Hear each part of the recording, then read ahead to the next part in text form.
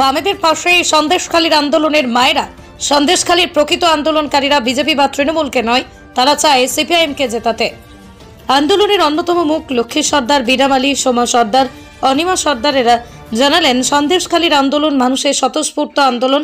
এটা কোনো বিজেপি বা অন্য কোনো রাজনৈতিক দলের আন্দোলন নয়। আমরা যে কোনো বিপদে প্রয়োজনে সবসময় নিরাপদ সর্দারকে কাছে পাই। আমফান, বুলবুল, করোনাতে কোথায় ছিল কেন্দ্র রাজ্যে থাকা দলের নেতারা? আমরা সবাই চাইছি বসিরহাটে এবার জিতুক নিরাপদ সর্দার। খাদ্য, বস্ত্র, বাসস্থান, শিক্ষা, কর্মসংস্থানের কথা সংসদে তিনিই বলতে পারবেন। বিপদের সময় মানুষ যখন অসহায় হয়ে পড়ে, যখন যে মানুষ চার পাশে দাঁড়ায়, তার মতো বন্ধু ছাড়া কেউ নেই। এত ঝড়ঝাপটার মধ্যে নিরাপদ সর্দার যে কষ্টের মধ্যে বেঁচে ছিল, জেল খেটে এখানে কিছু পিছুই নেই। আমরা মানুষ হয়ে কেন তার পাশে দাঁড়াতে পারবো না? কিসের ভয়? আর কিন্তু অনেক তো ভয় করেছি, ভয় করেও যাওয়া হয়েছে, না করেও তার ভয় করেও মার খেতে হয়েছে, না করেও মার খাবো, জেলে যাতে যাবো, কোনো ভয় পাইনি। আমরা চাই সিপিআইএম ছিল, সিপিআইএম থাকুক। আমাদের অর্থ শর্ত সম্পত্তি কিছু লাগবে, আমরা মাথা উঁচু করে বাঁচতে চাই, সম্মানের সহিত বাঁচতে চাই, যেন আমাদের নিজের ব্যক্তিগত সম্মানের সহিত যেন আমরা মানুষকে কথা বলতে পারি। ওদের মতো জেলখানা, জরিমানা, মৃত্যু, অপবাদ এসব যেন আমাদের জীবনে না আসে, তার জন্য আমরা চাই যে সিপিআইএম আজীবনকাল থাকবে। এই যে সন্দেশখালী জুড়ে যে আন্দোলন হলো, এর পরিপ্রেক্ষিতে আপনি কি বলবেন?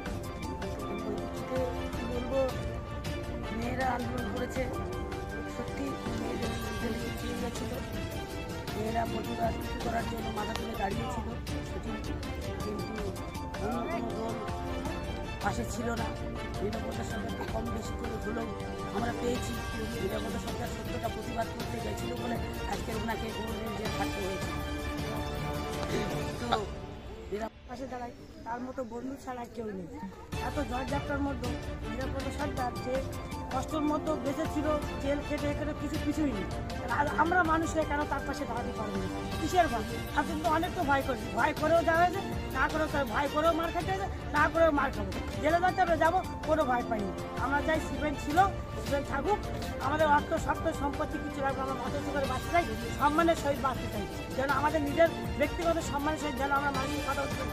ওদের মতো জেলখানা, জরিমানা, মৃত্যু, অপবাদ এসব যেন আমাদের জীবনে না আসে, তার জন্য আমরা চাই যে সিপিআইএম যে আসে আজীবনকাল থাকবে। আচ্ছা, সন্দেশখালী মায়েদের যে আন্দোলন, কোন দল বলছে তারা নিজেরা নাকি এই আন্দোলন করেছে, আপনি কি বলবেন? আমাদের এখানে আমরা যেটা দেখেছি, কেন প্রকার আমরা এখানে কোনো দল বলে কিছু না। আমরা যখন অতিরিক্ত চাপ বা এত পরিমাণের যে অত্যাচার হওয়ার পরে শেষে যখন আমরা এই সহ্য সীমাটা পার হয়ে গেল, তখনই আমরা আন্দোলনের পথে নামলাম। এখানে দলগত কোনো ব্যাপার নেই, আমরা সাধারণ মানুষ সবাই মিলে আন্দোলন করেছিলাম, কোনো দল নির্দেশিত নয়। এখানে আমরা নিজেরাই চেয়েছিলাম যে এই প্রতিবাদ একটা হোক, নাহলে আমরা এই সহ্য ক্ষমতা পাচ্ছিলাম, এর জন্য আমরা করেছিলাম।